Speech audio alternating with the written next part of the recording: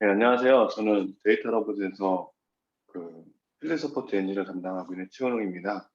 오늘 설명드릴 자료는 저희가 보통 설치하고 나서 어, 담당자분에게 간단하게 어드민 가이드와 또 사용자 등록하는 법 이런 것들을 말씀을 드리거든요.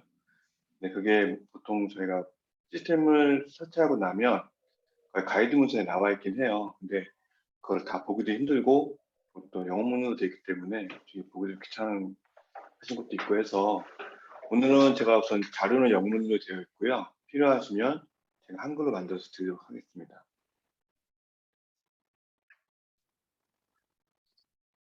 우선 첫 번째는 유저를 어떻게 관리할 것인지 하고 유저의 종류, 그 다음에 인증과 로그인 관련된 것들이 하고요. 그 다음에 저희가 데이터 로봇이 인증하는 방법이 인터널로 인증하는 방법도 있고요. 외부의 LDAP이나 액티브 디렉토리 또는 SSO를 통해서 인테그레이션하는 방법도 있고요.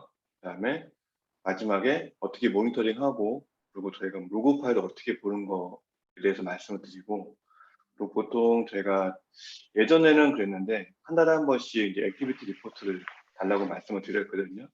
요즘은 잘 안 되고 있긴 하지만 그 부분을 잠깐 언급하고 마치도록 하겠습니다. 유저 관리고요. 사용자 관리는 인터널, 로컬, 익스터널 이렇게 있습니다. 인터널은 제가 설치하고 나서 기본으로 만드는 유저입니다. 그러니까 거의 다 동일하게 만들 거고요. 이름은 어드밋 데이터 로봇이고요. 이 계정은 UI로 만드는 게 아니라 설치하고 나서 제가 콘솔로 만듭니다. 이 정보들은 다 데이터 로봇 DB에 저장이 되고요.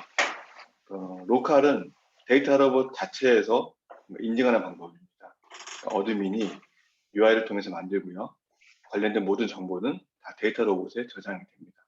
익스터널은 이제 아까 말씀드렸던 액티브 디렉토리나 LDAP 또는 쌈을 이용한 SSO 인증에 사용되는데요.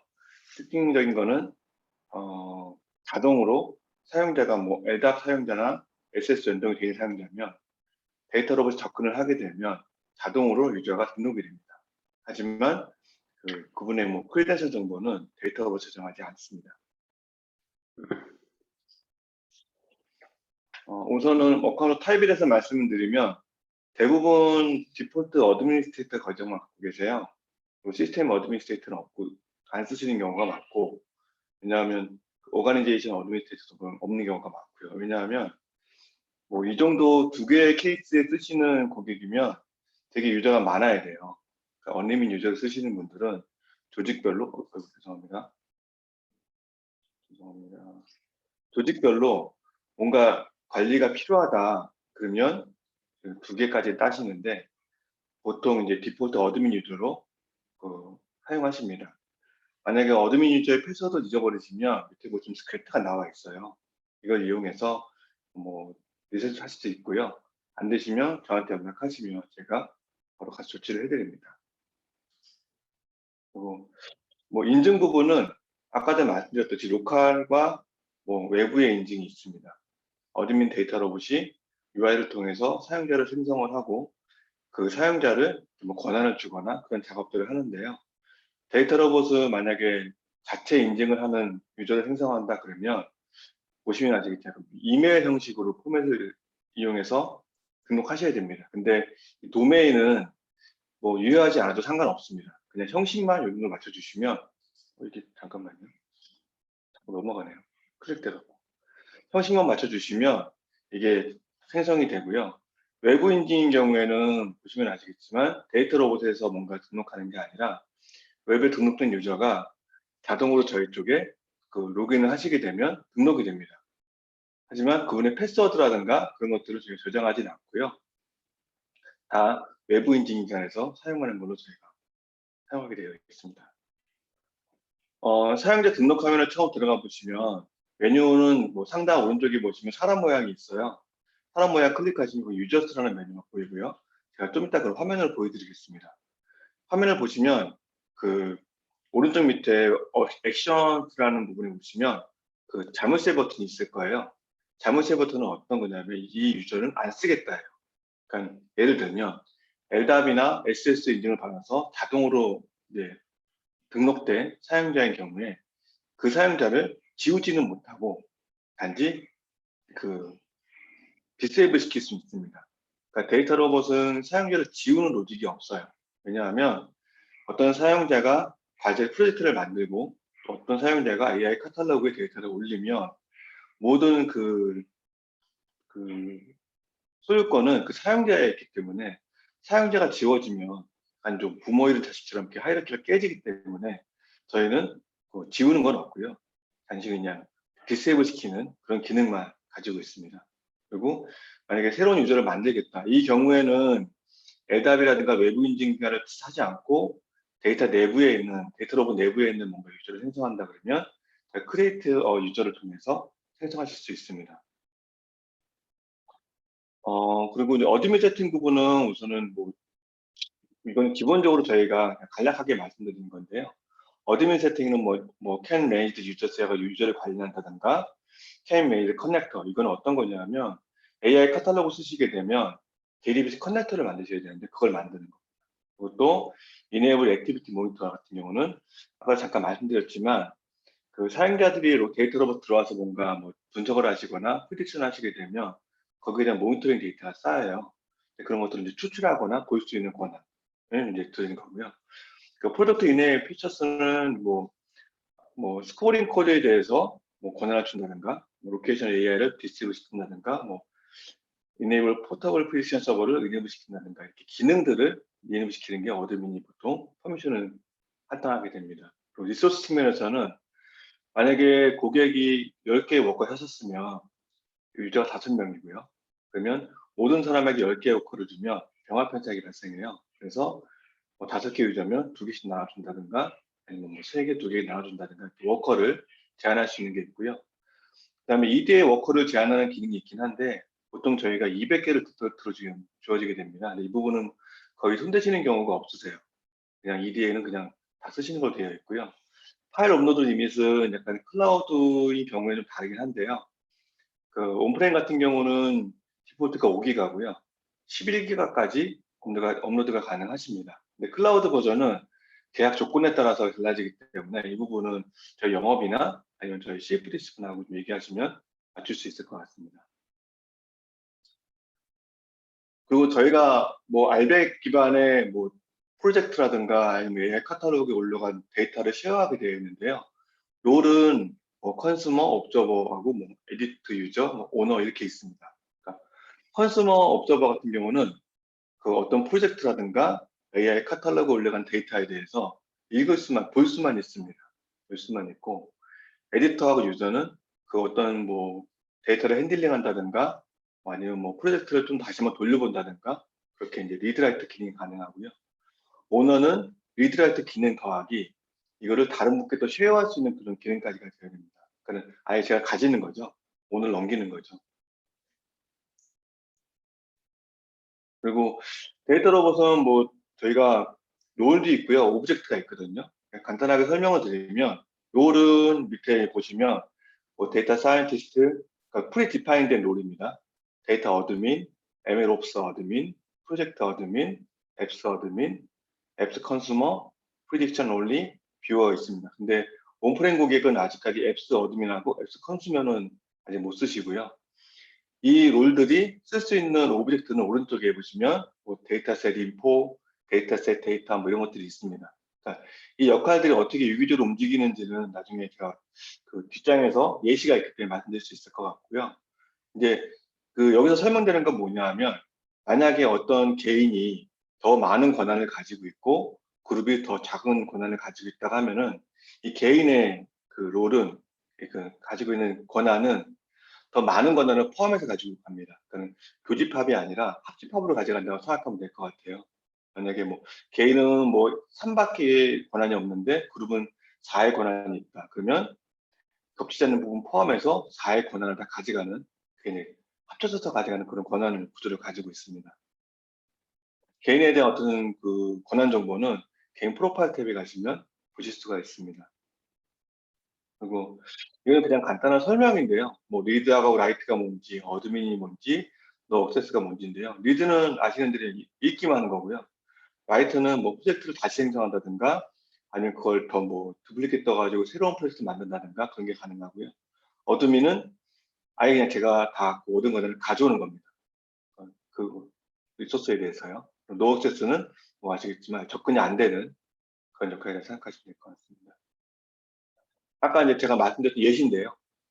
이게 이제 어떤 내용이냐면 A라는 유저가 어떤 디플로이먼트를 이제 쉐어하기 위해서 B라는 유저에게 롤을 줬어요. 어떤 권한을 줬냐면 컨슈머라는 권한을 줬어요. 보시면 아까 보셨겠지만 컨슈머는 리드라이트가 안 돼요. 읽기만 가능하거든요. 근데 그 B라는 유저는 이미 에메롭스 어드민이라는 롤을 가지고 있어요. 이 권한은 그 디플로이먼트에 대해서 풀 권한을 가지고 있거든요. 그러면 B라는 사람은 그냥 A가 가진 모든 디플로이먼트에 대해서 다 볼 수 있는 권한을 가지게 되는 거예요. 그 예시 2는 뭐냐면 유저 C가 데이터 사이언티스트라는 어떤 롤을 자기가 부여받았어요. 그러니까 데이터 로봇이 프리디파인한 롤을요. 근데 그 어떤 뭐 이 권한은 뭐냐면 데이터 인포를 뭐 액세스하고 리드하고 라이트 할 수 있는 권한이에요. 근데 어드민은 아니에요. 어드민이 아니라는 얘기는 쉐어를 못 하는 거예요, 자기는. 다른 사람한테. 근데 C라는 사람은 어떤 이제 그룹이라는 데 속해져 있는데 데이터 로봇 안에서 만든 그룹이에요. 이 그룹은 어드민 권한을 가지고 있어요. 그럼 C라는 사람은 이 어드민을 가진 거나 마찬가지. 가진 거예요. 이런 식으로 누적된 권한 개념이기 때문에 이거를 뭐 설계를 하실 때라든가 나중에 뭐 권한 작업을 하실 때 좀 세밀하게 작업을 하시면 될 것 같아요. 그리고 저희는 그룹이라는 개념이 있어요. 그룹은 뭐냐면 여러 명의 사람을 하나의 그룹처럼 묶어서 쓰는 거거든요. 그 그룹에도 뭘 할 수 있냐면은 그 그룹별로 퍼미션을 줄 수가 있어요. 그러면 그 밑에 있는 사람들은 그걸 상속받아서 똑같은 권한을 갖게 되겠죠. 근데 그 하나의 그 그룹은 하나의 조직에 웹핑될 수 있어요. 그 더 상위 개념이 조직이거든요. 오가나이제이션. 하나의 조직이 웹핑되어 있거나 아니면 조직이 없을 수도 있어요. 그리고 하나의 그룹은 최대 10명까지를 가질 수 있습니다. 그리고 네. 하나의 만약에 그 그룹이 조직 내에 속해 있으면 뭐 다른 조직으로 옮기거나 아니면 그 조직을 지울 수가 없어요.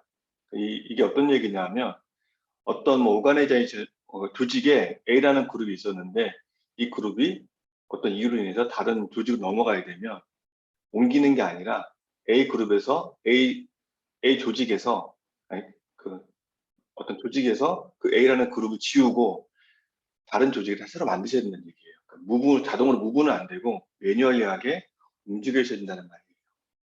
그리고 조직이라는 게 이렇게 최상위 개념인데요. 뭘 할 수 있냐면 워커를 할당할 수 있고요.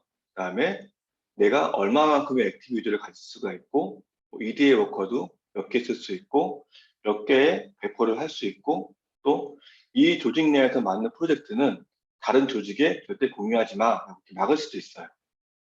요거는 제가 좀 이따가 화면에 제가 세팅된 게 몇 개 있는데 그걸 통해서 제가 말씀드릴 수 있을 것 같아요. 질문이 하나 있는데요. 네, 그러면 오가니제이션은 플랫한 구조여야 되는 거예요? 중첩된 플랫한 구조의 구조라는 게 오가니제이션, 그러니까 예를 들어서 네, 개발팀 네, 밑에 백엔드 개발팀, 백엔드 네. 개발팀 밑에 DB 개발팀 이런 식으로 오가니제이션을 선언할 수 있어요? 아니면은 오가니제이션은 딱 하나만 선언할 수 있는 어, 거예요? 하나예요. 그러니까 탑 레벨이고요. 음, 여러 개를 만들 수는 있지만 네네. 그 밑에 그룹을 네, 생성할 수 있거든요. 거기까지 2,000레벨까지 저희가 지원을 합니다. 네, 알겠습니다.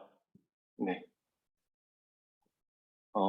지금 이제 보여주는 장표는 처음에 제가 세팅하고 나면은 사용자별로 몇 개의 워커를 할당하세요라고 제가 이제 컴퓨터에 넣고 세팅을 하거든요. 그러면 유저가 처음 생성이 되게 되면 기본적으로 4개의 워커는 디폴트로 가지게 돼요. 근데 이게 뭐 더 늘릴 수는 있어요. 컴퓨터 통해서요. 그리고 뭐 EDL은 아까 말씀드린 200개가 기본으로 되어 있는데 이거는 특수한 경우가 아니면 손을 잘 안 대는 것 같아요. 그리고 뭐 램도 뭐 30기가라고 하는데 이게 뭐 하나의 워커당 뭐 몇 기가라는 메모리를 제한할 수 있어요. 근데 이거는 보통 안 쓰시는 경우가 많은 것 같아요. 국내 경우에는. 해외는 모르겠지만요. 그리고 디폴트 파일은 5GB가 그 디폴트고요. AI 카탈로그는 11GB까지가 디폴트고, 그다음에 리프레시 타임은 30초, 그다음에 커스텀 모델 디플로이먼트는 20개라고 되어 있긴 한데요. 이거는 이제 디폴트 밸류이고요. 이거는 인프라 상황이라든가 그런 거를 맞춰가면서 저런 얘기를 맞추셔야 될 것 같아요. 그러니까 유저에 대한 부분이었고요. 그룹은 그냥 무조건 그냥 생성을 하면 이거는 이미 개인이 다 갖고 있는 권한이기 때문에 이거 그 뭐 업로드 사이즈에 대해서만 이게 네 마우스가 안 좋아서 네 업로드 사이즈에 대해서만 저희가 디폴트로 15기가로 할당을 하고요. 나머지는 다 이제 손으로 넣으셔야 됩니다. 그 넣는 방법을 좀 이따 화면으로 보여드리겠습니다. LDAP 인증 부분인데 이게 LDAP하고 액티비티 데이터가 똑같이 보시면 됩니다. LDAP을 컨피그하기 위해서는 제가 설치할 때 컨피그 YAML 파일에다 조금의 코드를 추가하고요. 대부분의 컨피그는 UI를 통해서 하게 됩니다. 그래서 LDAP에 어떤 걸 쓸 것인지 그걸 먼저 결정을 하고요. 저희가 이제 LDAP하고 LDAPS하고 LDAPI를 지원하거든요. 그리고 그 어떤 특정 그룹에 대해서 뭐 접근 제한을 한다든가 아니면 어떤 LDAP에는 그룹하고 데이터랩에서 만든 그룹하고의 매핑을 해서 같이 좀 관리할 수 있습니다. 관리한다는 게 리소스를 제한한다든가 뭐 풀어준다든가 그런 역할을 할 수가 있고요. 그리고 사용자 프로파일 정보를 사용자 뭐 이름이라든가 뭐 이메일 주소, 뭐 전화번호 같은 거겠죠. 그거를 LDAP 정보하고 매핑해서 쓰는 수가 있습니다. 근데 거의 인증 부분만 쓰는 경우가 많기 때문에 뭐 뒤에 밑에 두 개 부분은 잘 안 쓰시는 경우가 많습니다. 그리고 제한된 상황입니다. 그러니까 LDAP이나 액티비티 툴 쓰시게 되면 그 믹스 모드가 안 됩니다. 믹스 모드가 뭐냐면 어떤 LDAP의 계정 가지고 LDAP에 있는 패스워드로 데이터 로봇의 아이디 패스워드 형식으로 접근이 불가능합니다. 근데 여기서 예외의 계정은 딱 하나 있습니다. 제가 설치하고 나서 만드는 계정이 있는데요. 어드밋 데이터 로봇이라고요. 그 계정은 그 LDAP 계정이 없을 거예요. 고객사 LDAP 계정이 없을 거고 LDAP 뭐 LDAP이나 뭐 SSO 시스템이 없을 거예요. 그러면 그 계정만큼만 그 아이디 패스워드로 접근이 가능하고요. 사용자 고객 쪽에 있는 LDAP 유저 계정 가지고 아이디 패스워드로 접근은 불가능합니다. 그리고 그 매뉴얼리 사용자 등록도 불가능하고요. 왜냐하면 사용자 정보를 LDAP에서 받아오는 거니까요. 프로파일 정보도 변경이 불가능하고 패스워드도 불가능합니다. 그리고 뭐 네, 데이터 로봇 계정에 뭐 강제로 뭔가 조직에 넣을 수는 없어요. 매핑만 가능합니다. 그러니까는 저희가 LDAP에 있는 정보하고 저희가 사전에 정의된 어떤 그 조직에 따라서 매핑만 가능하고 예, 다른 조직이 아예 매핑은 불가능합니다. 그리고 LDAP에서 어떤 그룹이 지워졌다고 하더라도 그 그룹이 만약에 데이터 로봇에 매핑이 되어 있어요. 그러면 그거를 데이터 로봇은 지우지는 않습니다. 유지합니다. 그러니까 기본적으로 인증에 대한 정보는 다 LDAP이 가지고 있고, 그러니까 그 일부 정보만 데이터 로봇이 가지고 오는데요. 그 정보가 뭐냐면 개인은 뭐 아이디 정도만 저희가 가지고 있고요. 뭐 그룹이라든가 그룹 정보 같은 거 저희가 가지고 있고, 오가니제이션은 그냥 가지고 있지는 않습니다. 그룹까지만 저희가 매핑하기 때문에요. 그리고 이게 이제 이그젠플인데요.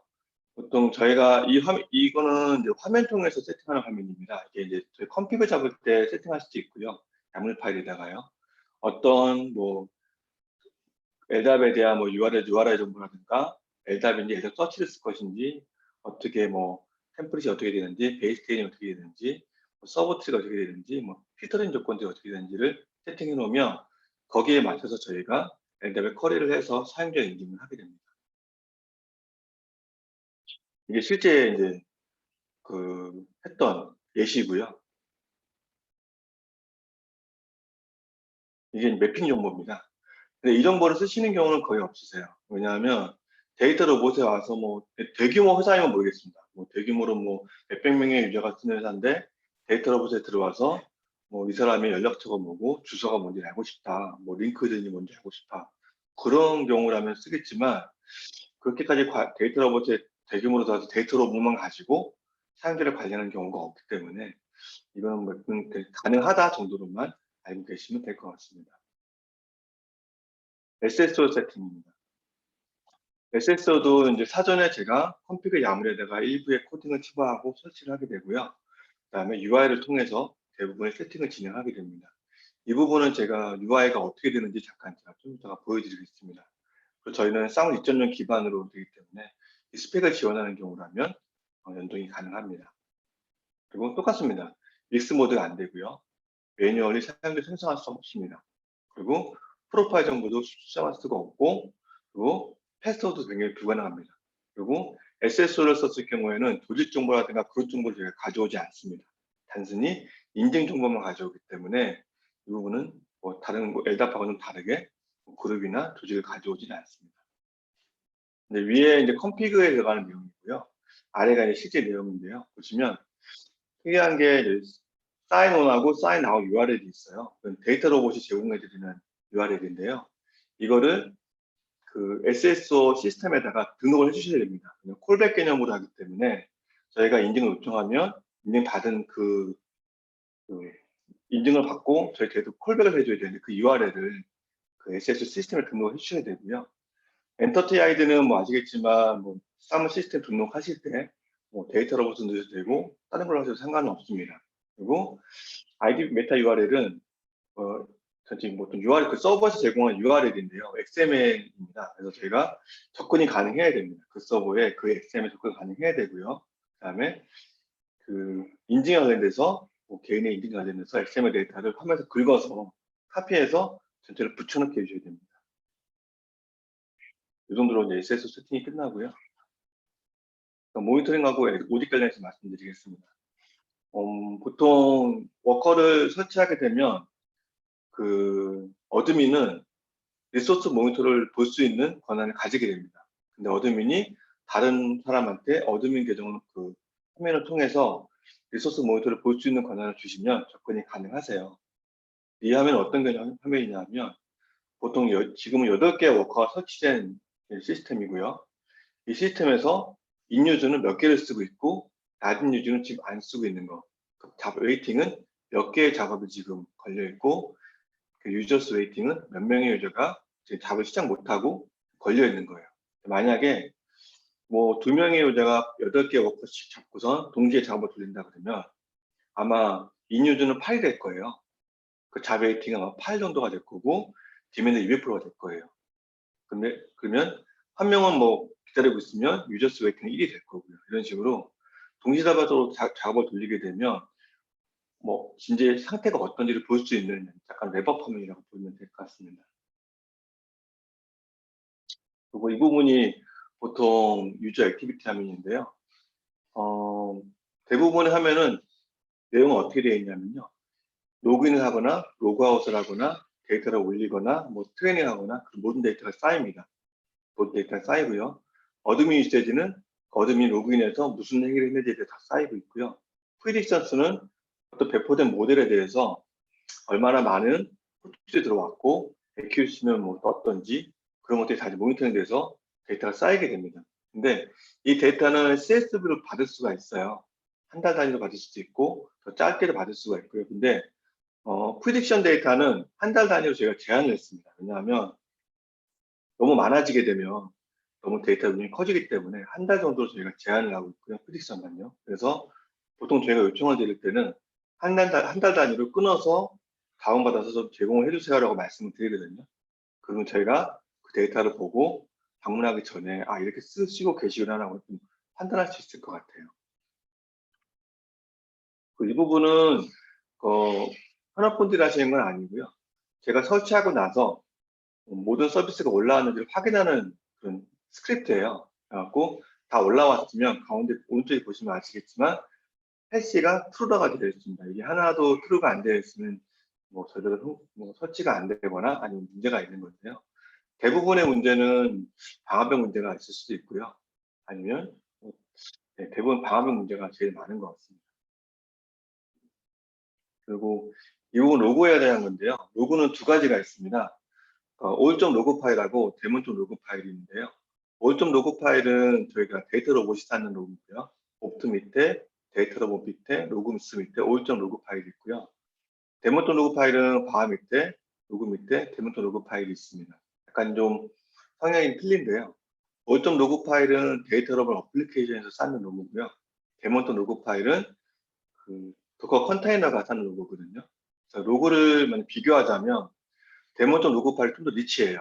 그래서 뭔가 문제가 발생했을 때는 올.로그 로그 파일을 보기도 하지만 대부분 데몬.로그 로그 파일을 보면 대부분 뭐 판단이 가능합니다. 왜냐하면 어플리케이션 또는 뭐 컨테이너에서 발생하는 모든 로그가 쌓이고요. 그다음에 시스템 레벨에서 쌓이는 로그도 다 쌓입니다. 그래서 뭐 네트워크에 문제가 있다거나 아니면 어떤 뭐 특정 도커 프로세스가 응답을 안 한다거나 그런 것들에 대해서 데몬.로그 로그 파일에 다 쌓이게 됩니다. 그래서 보통 제가 고객 사이트 가서 뭐 그 진단을 하게 되면 데몬.로그 로그 파일을 대부분 많이 보게 되고요. 저희가 오전 로그 파일은 로테이션을 걸어놨어요. 일주일에 한 번씩, 아니, 그 하루에 한 번씩 파일이 생성되면서 지집으로 묻고 7일 지나면 그 백업 파일을 지우게 되어 있거든요. 근데 데몬.로그 파일은 예전에는 저희가 로테이션을 걸었었는데 이게 고객사 성향에 따라서 약간 다르게 적용되기 때문에 지금은 저희가 로테이션을 걸지 않습니다. 근데 만약에 왜냐하면 바메트 로그 파일 로그스 디렉토리는 시스템 레벨에서 쓴 로그들이거든요. 근데 각사마다 뭐가 폴리시가 있어요. 그래서 저희가 지금 걸고 있진 않는데 저는 보통 한 3일 주기로 지우긴 해요. 왜냐하면 좀 사이즈가 큽니다. 이게. 그래서 거기서 디스크에 따라서 제가 다르게 좀 적용하고 있습니다. 로그를 지금 그래프하는 방법이고요. 여기도 보시면 데몬트 로그 파일을 그래프하게 되어 있고요. 어떤 메시지가 오른쪽에 쌓여 있고요. 뭐 어떤 API라든가 서비스에 대해서 그랩을 하시면 메시지가 오른쪽에 가서 별도의 파일로 다운받으신 다음에 그걸 분석하실 수 있습니다. 그럼 만약에 뭐 저희 데이터 러버 로그 파일을 보면서 이게 어떻게 흘러가는지 보고 싶으시면 URL을 보시면 앞에는 프로젝트고요. 뒤에는 모델이거든요. 이 두 개를 가지고서 그랩을 하시면 필터가 가능하십니다. 어떻게 이루어지고 있고 어떤 에러가 있는지. 네, 이거로 보는 경우는 거의 없고 데모터 로그 파일로 보통 파악을 하게 됩니다. 네. 뭐 데이터 인제스트는 제가 자료를 봤더니 너무 간단하게 되어 있어서 간단하게만 말씀드리겠습니다.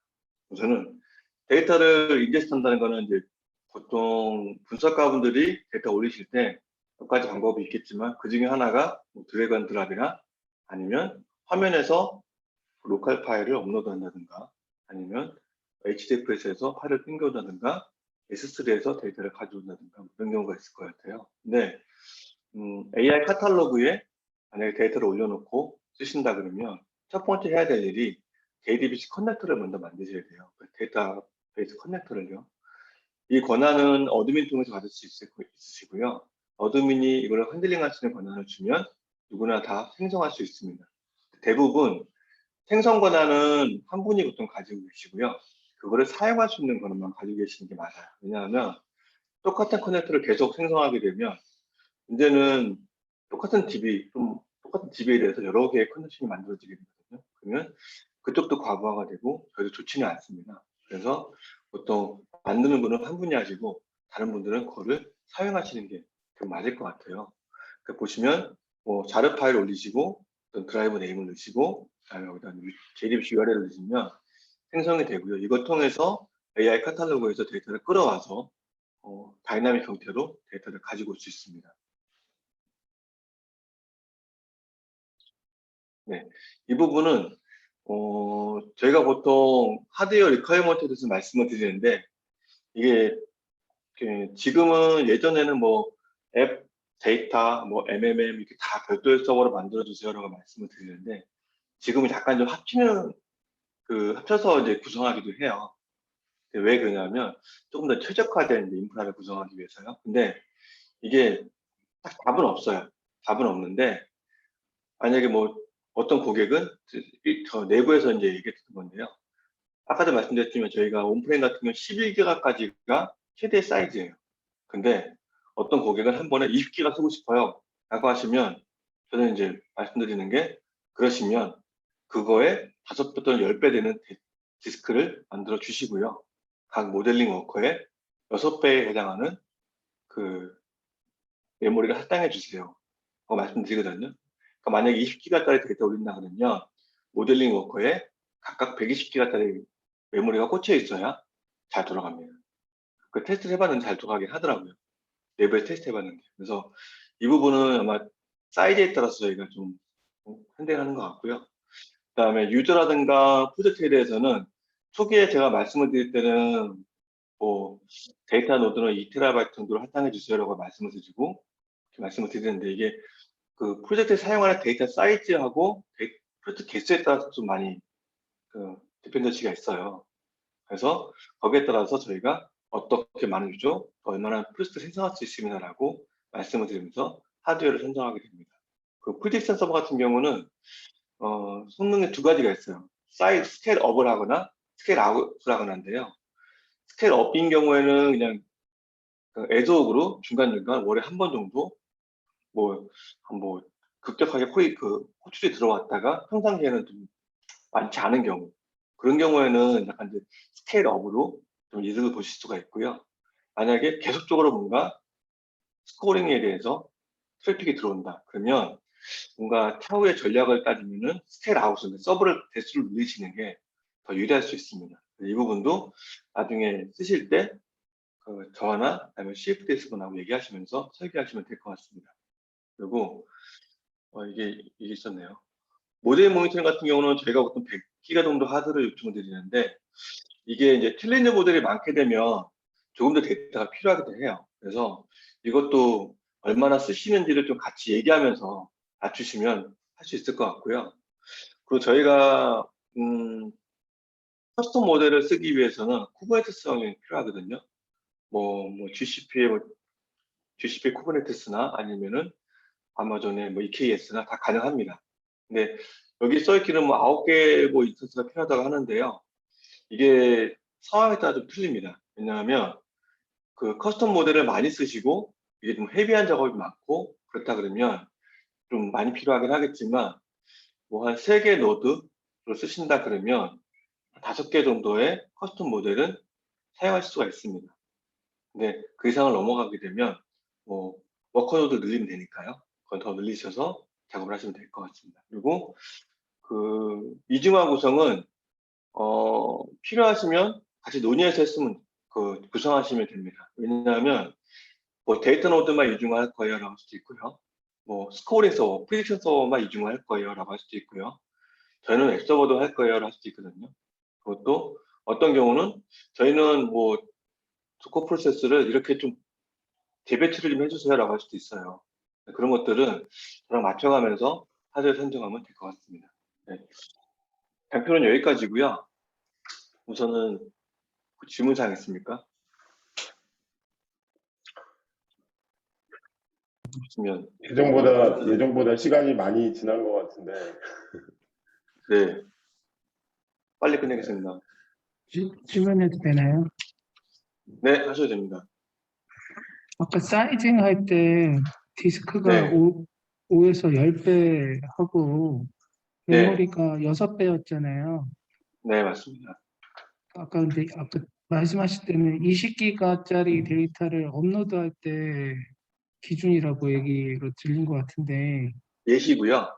보통 저희는 이제 32기가 메모리를 이제 기본 셋을 추천을 드리거든요. 말씀을 드리는데 그 대용량 데이터를 원하시는 분이 있으세요.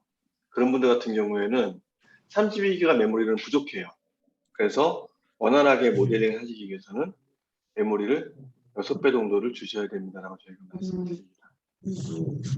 그 6배 기준이 어떻게 계산되는지 궁금하거든요. 데이터 사이즈의 6배요.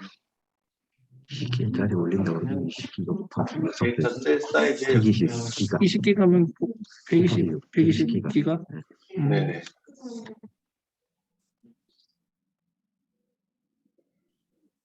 이렇게 쓰시는 경우가 해외에 있으셔서 제가 테스트를 내부에 테스트한 게 있는데요. 근데 이렇게 큰 데이터를 올려서 하실 필요가 있으실까라는 생각이 듭니다. 그리고 이게 SS 세팅하는 부분인데요. 되게 어렵진 않습니다. 어렵진 않고 아까 말씀드렸듯이 저희가 사인온하고 사인아웃 요래를 드리고요. 엔터티 아이디는 SS 시스템에 있는 거를 저희가 넣으시면 되고요. 그 다음에 그 URL 넣으시고 여기다 메타데이터 입력하시면 들어오고요. 만약에 요거를 체크를 푸시고 세이브를 하시면 SSL 타고 들어오는 모든 유저는 디세이블 상태로 들어오게 됩니다. 들어와서 어드민이 각각 유지대에서 이네이블 시켜주면 쓰실 수 있습니다. 네, 여기까지고요. 네, 너무 길게 하는 것 같아서 제가 마치도록 하겠습니다. 아닙니다. 상세한 설명 감사합니다. 레코딩은 여기서 멈추고 추가적인 질문은 다시 네, 말씀 나누시죠. 네.